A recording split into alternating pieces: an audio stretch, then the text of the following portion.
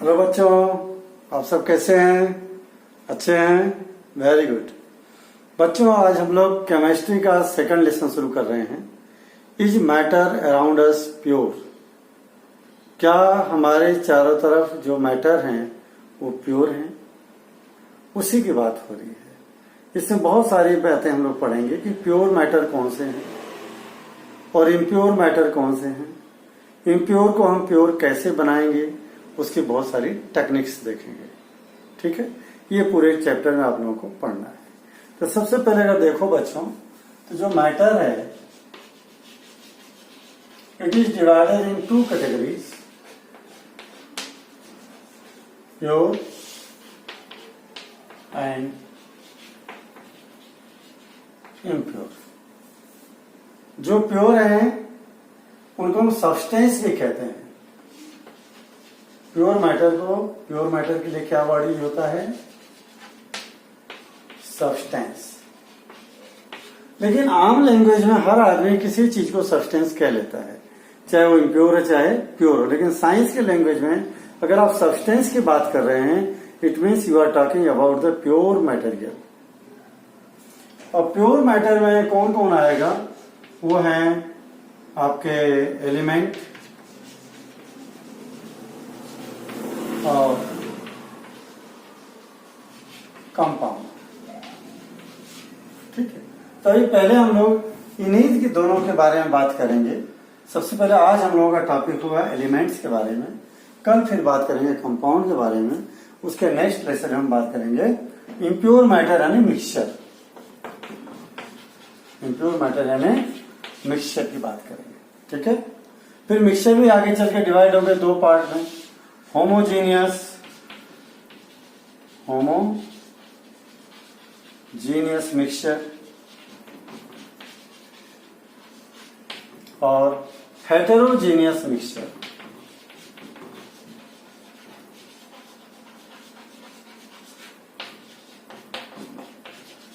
Heterogeneous mixture, ध्यान दें, homogeneous mixture और हेटेरोजीनियस मिक्सचर।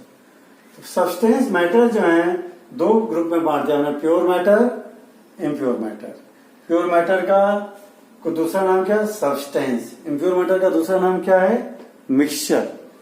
और प्योर मैटर को दो ग्रुप में क्लासिफाइड कर रहे हैं, एलिमेंट्स एंड कंपाउंड। और मिक्सचर को भी दो ग्रुप में क्लासिफाइड कर रहे हैं, होमोजीनियस मिक्सचर और हेटेरोजीनियस मिक्सचर। आज हम लोग बात करेंगे कि प्योर मैटर की डिफाइन पढ़ेंगे और दूसरा एलिमेंट के बारे में डिटेल बात करेंगे। ओके बच्चों,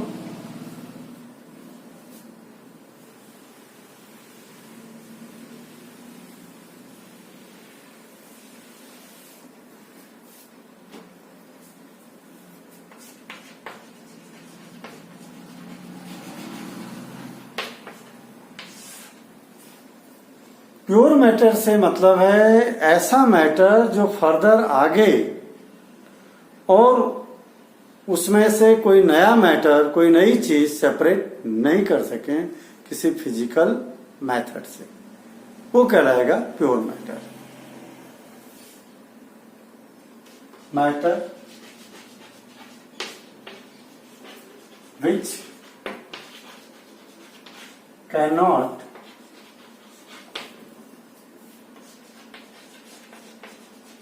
separated into other matter by physical process is called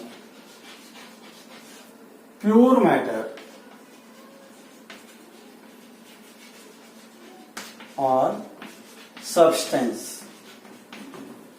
जैसे एग्जांपल के लिए अगर आप एग्जांपल में ऑक्सीजन ले लो, ऑक्सीजन अकेला है, इसमें को और फर्दर कोई नया मटेरियल में सेपरेट इसको नहीं कर सकते, इसलिए प्योर है। कार्बन डाइऑक्साइड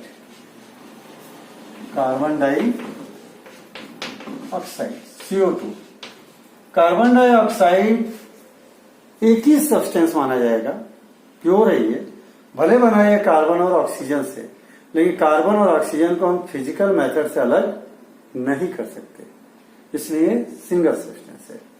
लेकिन अगर आप एयर की बात करो, सॉइल की बात करो, तो इन पे जो कंपोनेंट हैं सब बहुत सारे कंपोनेंट हैं, इनको हम फिजिकल मेथड से अलग कर सकते हैं। एयर में ऑक्सीजन है, नाइट्रोजन है, हाइड्रोजन है, कार्बन डाइऑक्साइड है, इनको हम फिजिकल मेथड से इजीली अलग कर सकते हैं। इस चैप्टर में है आपको इसको अलग करने की प्रोसेस। इसलिए air is the not pure substance, it is impure. लेकिन कार्बन डाइऑक्साइड प्योर है, ऑक्सीजन प्योर है। कई बार लेकिन हम आम लैंग्वेज में जो बच्चों बात करते हैं कि ये चीज प्योर है, वो रियल में साइंस उसको प्योर नहीं मानती। जैसे आपकी मम्मी जाती है गाय वाले के यहाँ से, गाय का दूध अपने सामने निकलवा करके लाती है, पड़ोसी पूछता है बहन जी कैसा दूध है, बोले एकदम प्योर दूध है। जबकि साइंस क्या कहती है, दूध कभी प्योर होता ही नहीं। Science is not single component, it is a mixture of many component like milk, protein, fat, minerals, इनका मिक्सचर है।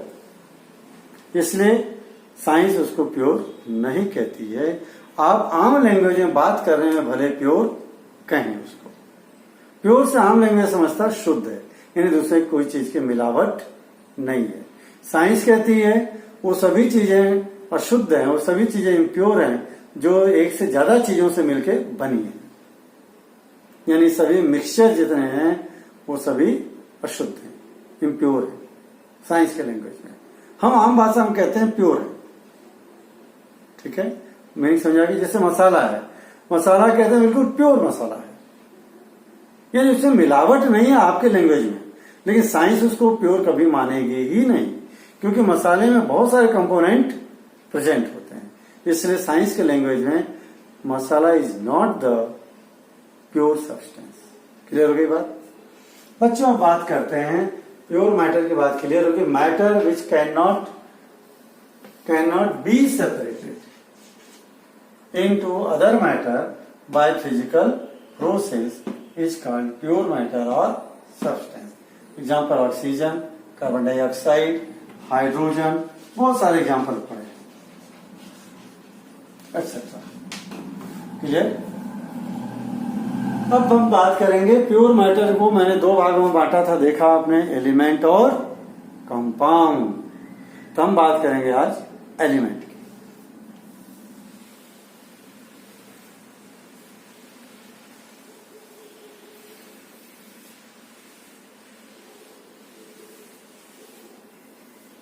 बच्चों एलिमेंट की डिफाइन हमारे दो साइंटिस्ट ने अलग अलग की थी।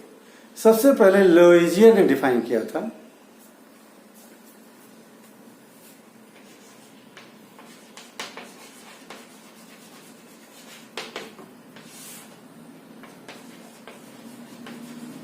According to लुइजियर,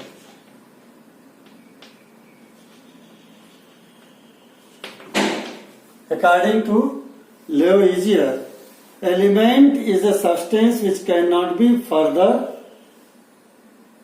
separated into other substance, simpler substance. Element is the substance which cannot be broken down or separated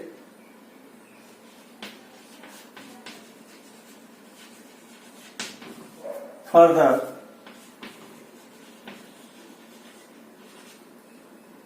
into simpler substance.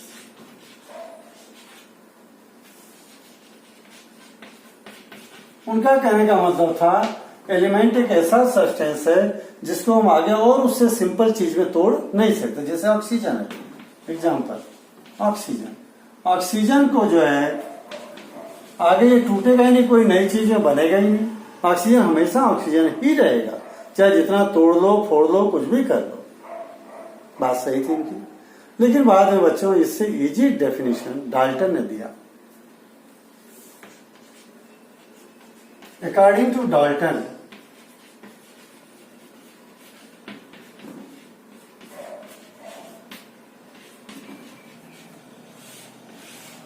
substance which is made up of same type of atom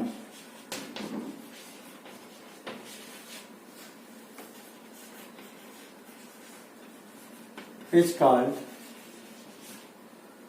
element। देखिए, substance which is made up of same type of atom is called element। जैसे oxygen है, oxygen एक cylinder में भरा हुआ है, तो उसके चाहे कोई भी पार्टिकल ले लो, सभी के एटम एक जैसे ही होंगे। ऐसे सारे मैटर जिनके सारे एटम एक जैसे सिमिलर हों, they are the element. Clear है? ये दो डेफिनेशन एलिमेंट की दी गई थी। एलिमेंट्स को बच्चों फर्दर हम लोग 3 ग्रुप में डिवाइड करते हैं। उसे धरती पे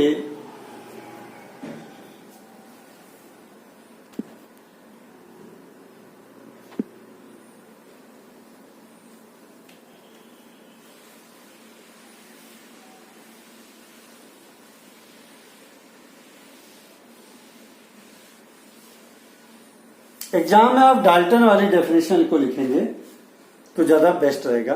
वैसे दोनों डेफिनेशन अपनी जगह पे सही है। बच्चों, हमारे धरती पे अभी तक 118 एलिमेंट्स हैं।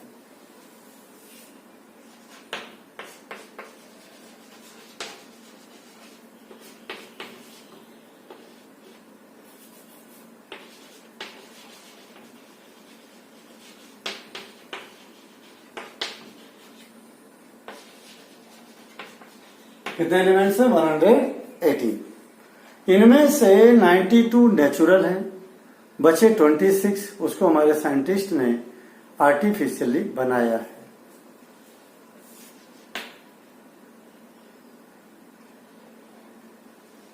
"92 elements are natural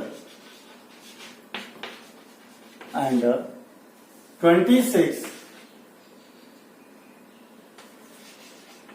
elements are man-made" या हम कहें सिंथेटिक। इसको न्यूक्लियर रिएक्टर में हमारे साइंटिस्ट लोगों ने बनाया है 26 एलिमेंट्स को। अब इनमें से 3 ग्रुप में हम डिवाइड करते हैं एलिमेंट्स को, metal, non metal and metalloids. कितने group? There are 3 groups of elements. Number 1, metal. Number 2, non-metal. Actually group तो 2 ही हैं, ग्रुप तो 2 ही है बच्चों, मेटल और नॉन मेटल। इनमें से करीब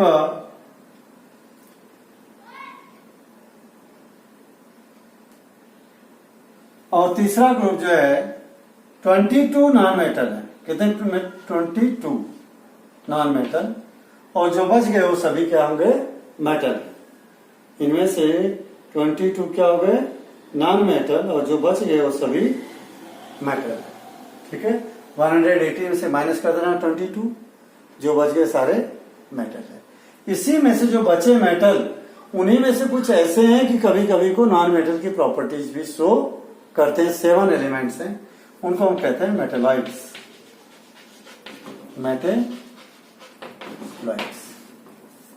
metalloids means elements which have properties of both metal and non metal, they are called metalloids. कितने मेटेलॉइड्स हैं? 7।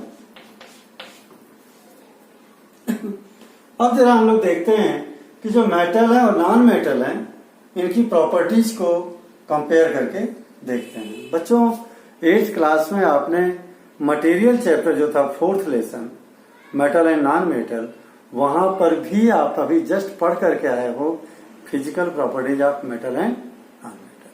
हम लोग भी केवल physical properties of metal and non metal he 9th class में पढ़ लेते हैं। एक बार फिर से 10th में फिर है। देखो मजे की बात, जो चीज 8th में पढ़ लिए हो 9th में पढ़ना है, 10th में भी पढ़ना है, उससे बेस्ड क्वेश्चन आते हैं।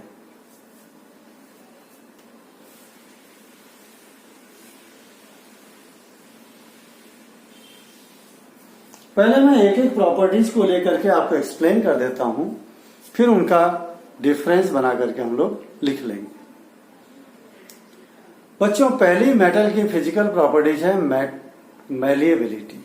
कौन सी? मैलिएबिलिटी।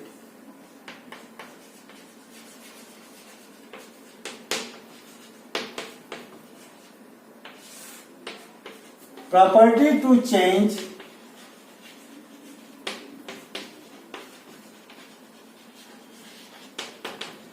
into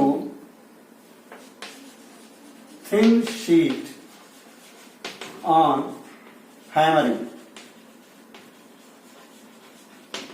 अगर मेटल को आप हथौड़े से लेकर के बार बार बीट करते हो, अगर लोहे का टुकड़ा है इतना सा, उसको तोड़ करके बीट करके तोड़ना नहीं है, हथौड़े से मारते मारते तो पतली चद्दर में बदल जाएगा। अब उसे नाव बना लो, थाली बना लो, बर्तन बना लो, कुछ भी बना सकते हैं। मतलब मेटल में ये प्रॉपर्टीज है मैलिएबिलिटी की।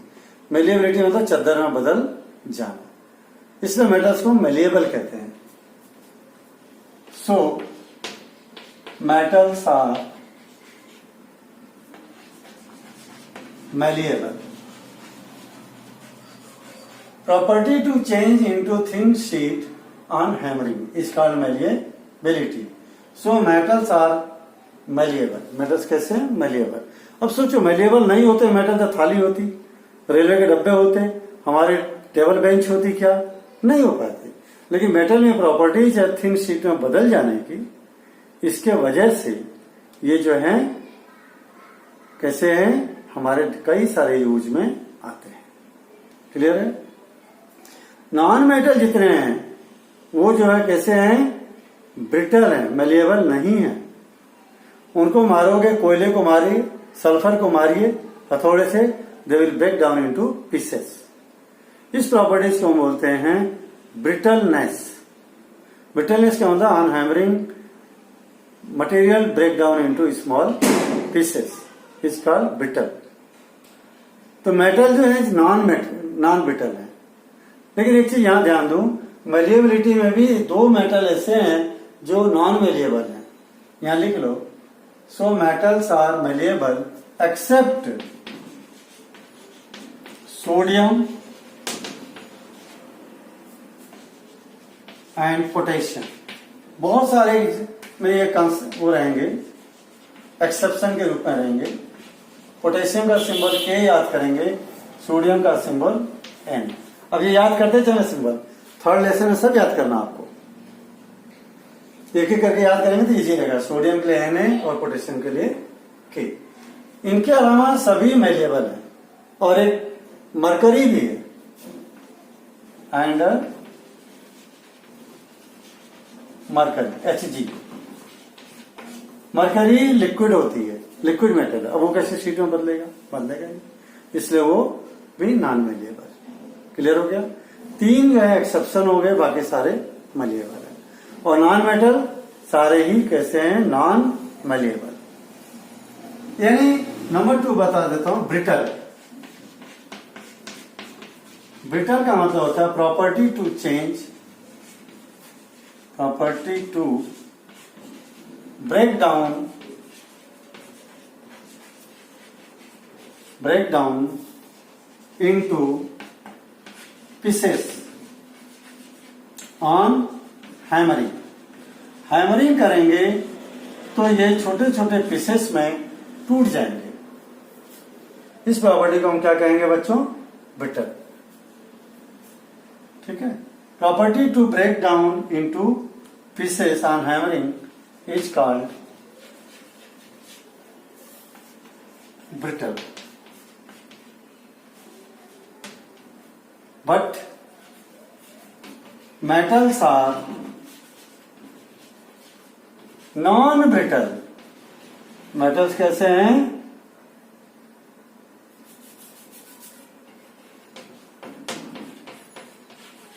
Non brittle. ये कभी भी टुकड़ों टुकड़ों में टूटेंगे नहीं, लेकिन दो हैं वही सोडियम और पोटेशियम, वो टुकड़ों में पीसेस में टूट जाएंगे। वो कैसे हैं?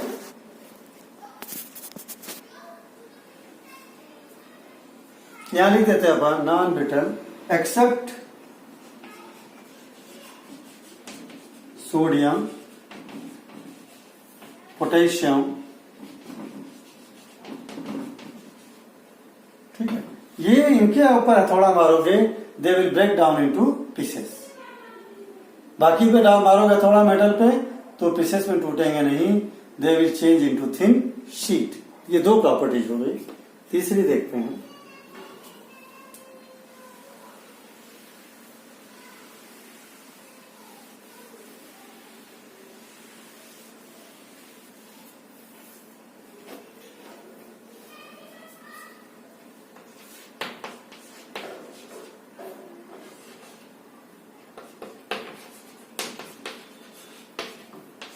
Ductility, property to draw into thin sheet.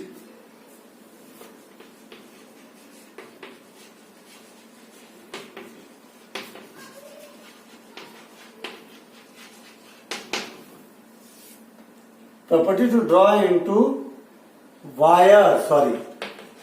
पतले तार में खींचा जा सके, ऐसी property to draw into wire is called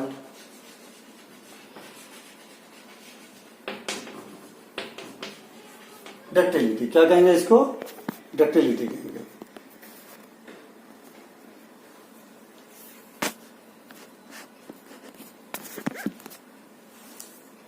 बच्चों, property to draw into wire is called ductility. ठीक। All metals are ductile. सभी मेटल्स को हम तार में खींच सकते हैं एक्सेप्ट वही sodium potassium and mercury. All metals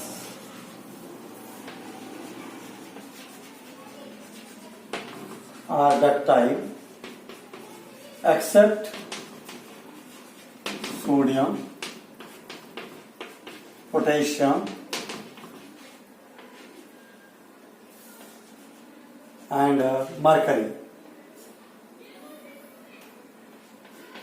अब मैंने सिंबल लिख दिया। इन तीनों के अलावा बाकी को हम पतले तार में खींच सकते हैं। बच्चों,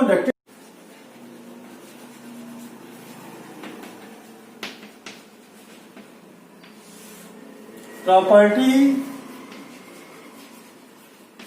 to pass current and heat is called conductivity.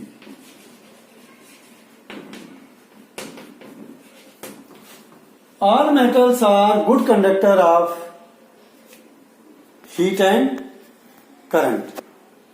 सभी मेटल्स जो हैं हीट और करंट के गुड कंडक्टर हैं, यहां कोई एक्सेप्शन नहीं है। All metals are good conductor of heat and electricity. Electricity के और हीट के सभी क्या हैं? गुड कंडक्टर है।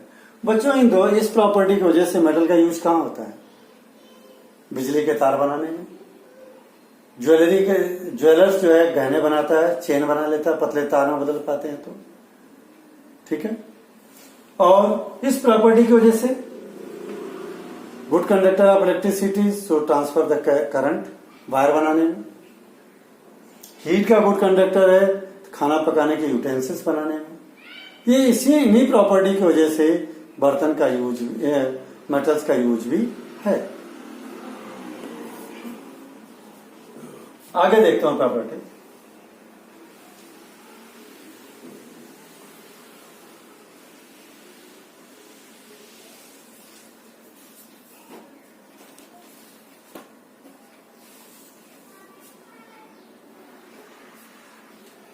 टेंसाइल स्ट्रेंथ, पांचवी कौन सी?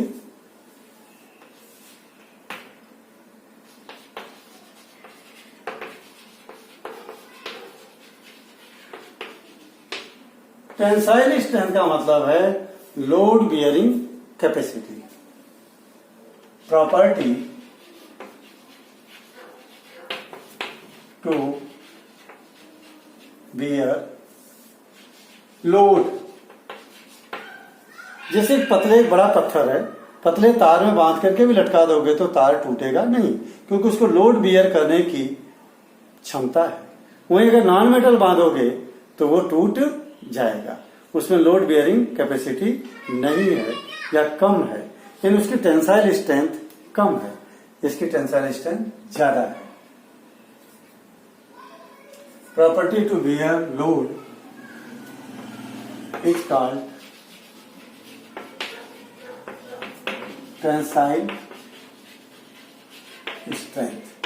All metals have tensile strength except वही sodium, potassium and mercury. All metals can bear load except sodium, potassium and mercury. ये नहीं लोड बियर करेंगे क्योंकि ये ब्रिटल है, टूट जाएंगे, खुट ये टूट जाएंगे। इसके बाद हम बात कर रहे हैं छठी state. Metals are solid except mercury. Mercury को छोड़ करके सारे मेटल सॉलिड हैं। मरकरी कैसी है? Mercury is in liquid state at room temperature. Mercury जो है लिक्विड स्टेट में मिलती है रूम टेम्परेचर पे। थर्मामीटर के अंदर जो तार नुमा दिखता है आपको, उसमें मरकरी लिक्विड भरा रहता है। तो सभी सॉलिड हैं, इसलिए इनका यूज हम लोग टेबल, कुर्सी, चेयर बनाने में करते हैं।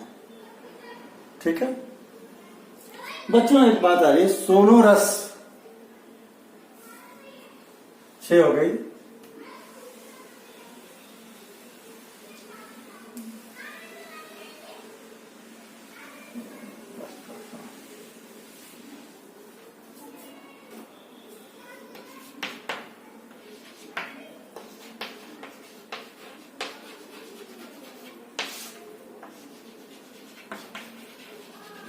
दो प्रॉपर्टीज है। सोनोरस का मतलब on beating metal produces ringing sound, this property is known as sonorous. Property to produce ringing sound is called sonorous. सभी जितने मेटल्स हैं सारे सोनोरस हैं। वही सोडियम, पोटेशियम को छोड़ करके उनको बीटोगे तो भद भद की आवाज आएगी, वो टन टन की आवाज प्रोड्यूस नहीं करते हैं सोडियम, पोटेशियम और mercury. All metals are sonorous except sodium, potassium and mercury. बच्चों, due to this property metals are used for making musical instrument. Guitar के तार टन टन टन की आवाज आती है, स्कूल में घंटी टन टन टन बजती है। तो जितने मेटल्स हैं सभी का यूज किस काम होता है? To make the musical instrument. Lustrous property to have shine,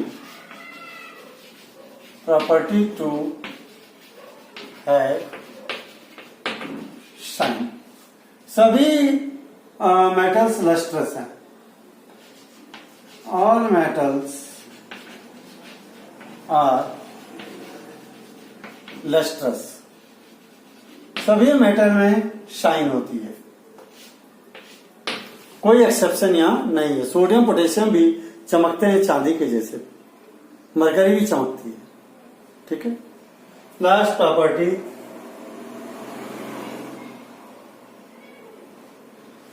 non metals चमकते नहीं, डल होते हैं।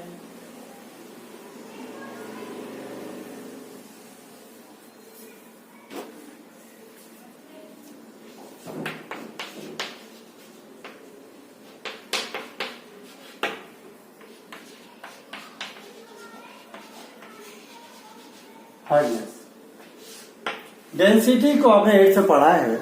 डेंसिटी का मतलब होता है मास present in per unit volume. Per unit volume से मतलब है कोई 1 मीटर लंबा, 1 मीटर चौड़ा, 1 मीटर ऊंचा जो हो, उसमें कितना वजन है, कितना मास है, वही कहलाता है उसकी density. Mass present in per unit volume is called density. जैसे एग्जांपल के लिए, अगर हम इतना बड़ा ब्लॉक जो है, ये अगर वुड ले लें और ये आयरन ले लें, तो किसमें ज्यादा मटेरियल होगा? जबकि दोनों का वॉल्यूम सेम है, 1 मीटर क्यूब दोनों को मान लीजिए। निश्चित रूप से वुड हल्का होगा, आयरन भारी होगा, क्योंकि आयरन के जो मॉलिक्यूल्स हैं दे आर क्लोजली पैक्ड, उनके बीच में इंटरमॉलिक्यूलर स्पेस बहुत कम है या नहीं के बराबर है। जबकि वुड के अंदर बीच बीच में स्पेस बहुत ज्यादा है, इसलिए इनके मॉलिक्यूल क्लोजली पैक्ड नहीं है, इसलिए इसकी डेंसिटी कम है, इसकी डेंसिटी ज्यादा है। यानी पर यूनिट वॉल्यूम में इसका ज्यादा मास है, इसमें पर यूनिट वॉल्यूम में मास कम है। तो density is equal to mass upon volume. अगर मास को केजी में रिप्रेजेंट करते हो, वॉल्यूम को मीटर क्यूब में, इसकी एसआई यूनिट हो गई metre, kg metre cube, kg पर मीटर क्यूब, ये एसआई यूनिट डेंसिटी। तो जितने मेटल्स हैं दे हैव मोर डेंसिटी, उनकी डेंसिटी ज्यादा होती है नॉन मेटल के कंपेयर में। वुड नॉन मेटल है, उसकी डेंसिटी कम है, आयरन मेटल है, उसकी डेंसिटी ज्यादा है। और हार्डनेस,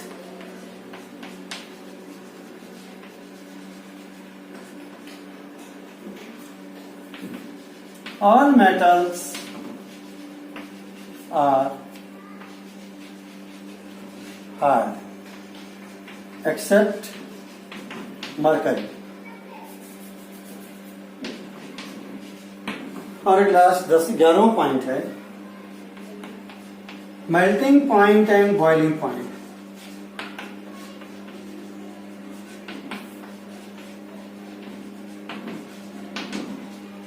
मैं पहले लेसन में समझा चुका हूं इसकी meaning. Matter in our surrounding में मैंने मेल्टिंग पॉइंट, बॉइलिंग पॉइंट समझाया था। मेल्टिंग पॉइंट मतलब जितने टेम्परेचर पे मैटर पिघलता है या कोई भी चीज, वो मेल्टिंग पॉइंट।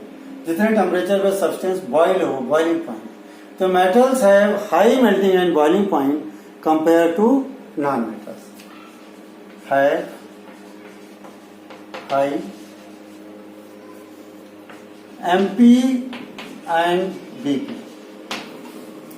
एमपी मतलब मेल्टिंग पॉइंट, बीपी मतलब बॉइलिंग पॉइंट।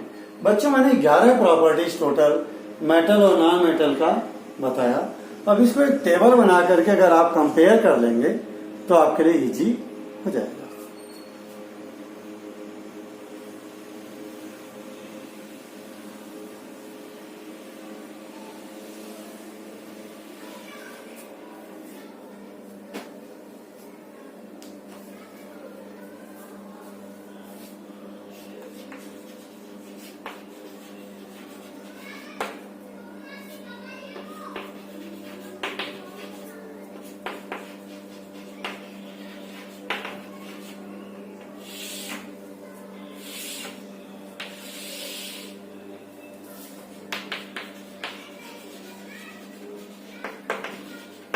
देखिए, पहली प्रॉपर्टी मेलिएबिलिटी। मेटल्स कैसे हैं? Malleable, except sodium, potassium and mercury. और ये कैसे हैं? Non malleable. इनको हम थिन शीट में बदल नहीं सकते हैमरिंग करके। भले वो फैक्ट्री में प्लास्टिक है पिघला करके ढाल दें चद्दर नुमा, लेकिन उसको हैमर से पीट पीट के पतला आप नहीं कर सकते। दूसरा, डक्टिलिटी। मेटल्स कैसे हैं? डक्टाइल, एक्सेप्ट वही सोडियम, पोटेशियम और मरकरी। और नॉन मेटल्स नॉन डक्टाइल। अपन कंपेयर कर ले, इजी पड़ रहा है आपको समझने में। इसके अलावा सोनरस,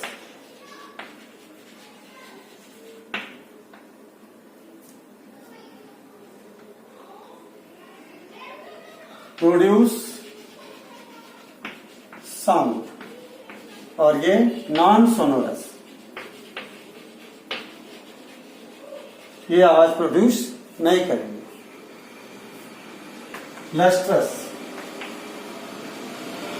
ये कैसे हैं? Have, shine. और ये कैसे हैं? Non lustrous. लेकिन ध्यान दो, यहां एक्सेप्शन है, एक्सेप्ट डायमंड। डायमंड जो है बच्चों नॉन मेटल है, लेकिन लस्ट्रस प्रॉपर्टी इसकी मेटल से भी ज्यादा है। ये एक्सेप्शन हो गया। पांचवा,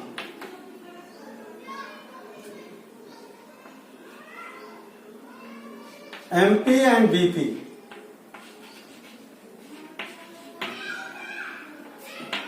have high MP and melting point volume, except, यहां पर एक्सेप्शन है, सीजियम एंड गैलियम। ये दो मेटल ऐसे हैं बच्चों जो हमारे बॉडी के टेम्परेचर पे पिघल जाते हैं। अगर सीजियम और गैलियम को हथेली पर रख दोगे, they will start to melt, पिघलना शुरू हो जाएंगे। इसलिए ये एक्सेप्शन है। और ये है low MP and BP. Melting point और बॉइलिंग पॉइंट इनके लो हैं। 5 हो गए, फटाफट देख लो।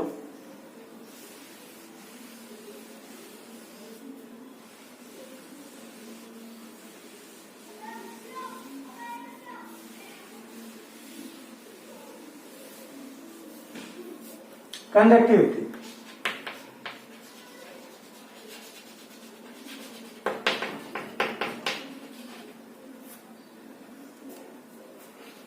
Good conductor of heat and electricity.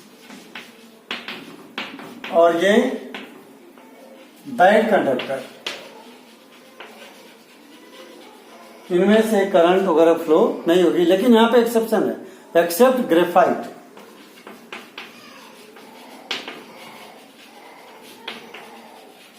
Graphite क्या होता है बच्चों? आपके पेंसिल में जो लीड होती है अंदर, वो ग्रेफाइट है। ग्रेफाइट को अगर दोनों तरफ से छील लो और एक तरफ से आप वायर को टच करो, दूसरे तरफ से पकड़ो, तो आपको शॉक लगेगा, क्योंकि उसमें से करंट फ्लो होती है। Except graphite, it is good conductor of current. Current का ये गुड कंडक्टर है कौन? ग्रेफाइट। डेंसिटी, हाई डेंसिटी, इनकी डेंसिटी क्या है? हाई है। और इनकी है लो डेंसिटी, इनकी डेंसिटी लो है। यानी पर यूनिट जो वॉल्यूम जो है 1 मीटर क्यूब में इनका मास कम होता है, 1 मीटर क्यूब में इनका मास ज्यादा होता है।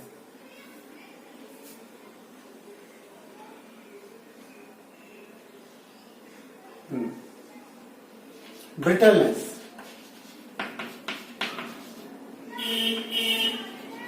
ये कैसे है, नॉन ब्रिटल,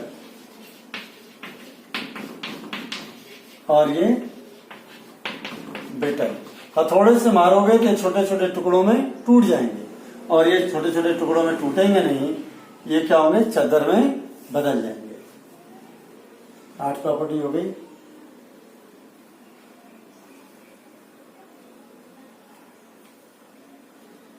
छह, 7, 8 और कौन सी बच गई अभी, melting point, boiling point, sonorous, conductivity, ductility, lustrous, malleability, ductility, ये सब हो गया। ब्रिटलनेस हो गया, डेंसिटी हो गया। अब जो है 3 प्रॉपर्टी और जो रह जा रही हैं उनको आप खुद कंपेयर कर लेना, मैंने समझा दिया है। ओके बच्चों, okay, have a good day.